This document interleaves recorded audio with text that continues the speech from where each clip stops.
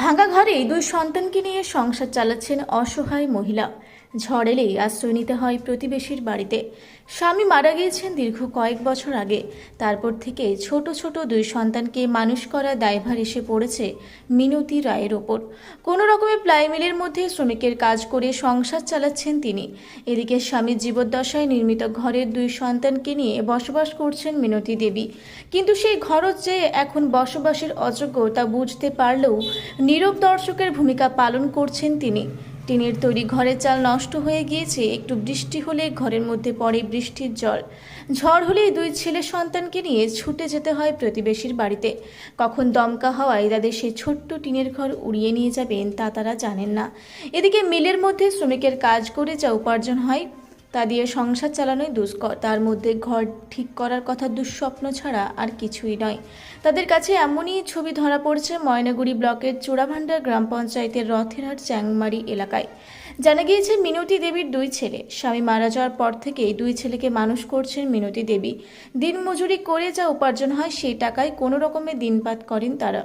এদিকে টিনের তৈরি ঘরে চাল ফুটো হয়ে গিয়েছে, কিন্তু তা ঠিক করার মতো অর্থ তাদের কাছে নেই।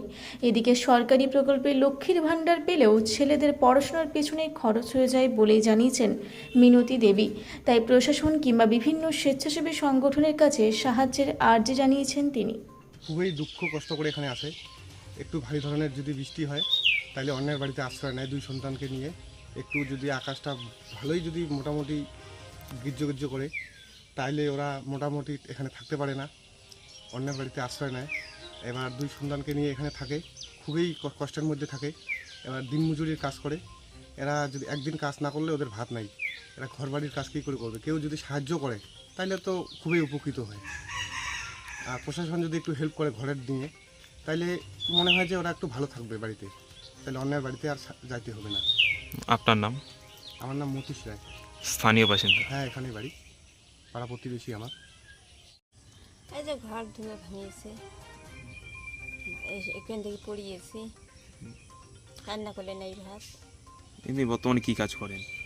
পালাইপুরে কাজ করি না, ভালো আসলে ওই যে পোড়া বাড়ি দেন ওই অন্যের বাড়িতে আশ্রয় নেন। কি চাচ্ছে এই সময়? এই যে ঘর দুয়ার ভাঙিয়েছে, পরিস্থিতি খারাপই চলেছে। আপনার ছেলে মেয়ে আছে? ছেলে দুইটি আছে। দুই ছেলে? ছোট? ছোট। তো এই যে ভাঙা করে থাকছেন, এখানে কতটা অসুবিধার সম্মুখীন হচ্ছেন দুই ছেলেকে নিয়ে? কেমন অসুবিধা হচ্ছে আপনাদের এখন? তো খারাপই এনে চলেছে। আর প্রশাসন থেকে কোনো রকম সহযোগিতা বা এরকম কিছু পাইয়েছেন? না। প্রশাসন কোনো কিছু দিচ্ছে না আপনাকে? না। এই যে ঘরটা, ভাঙা ঘরটা আছে, এখন মেরামতের কোনো ব্যবস্থা কি করেছে কেউ প্রশাসনের পক্ষ থেকে, বা তিলপাল বা অন্য কিছু দিয়েছে সামগ্রী?